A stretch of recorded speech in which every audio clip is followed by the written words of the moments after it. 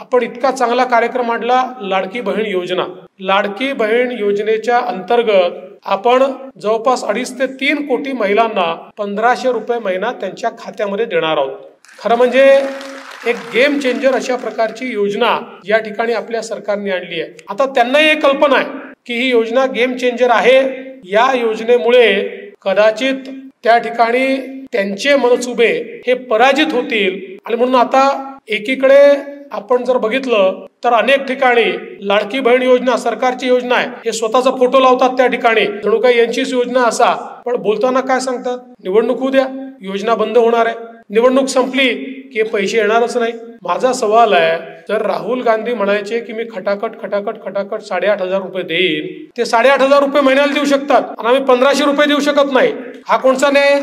आणि तुम्हाला मी सांगतो, यांच्या नाकावर टिचून 15 ते 20 ऑगस्टच्या मध्ये जुलै आणि ऑगस्ट महिन्याचे पैसे हे महिलांच्या खात्यामध्ये आम्ही भरून टाकू आणि त्याच्यानंतरही ज्यांचे फॉर्म येत राहतील त्यांच्या खात्यामध्ये सप्टेंबरमध्ये आम्ही पुन्हा पैसे टाकू.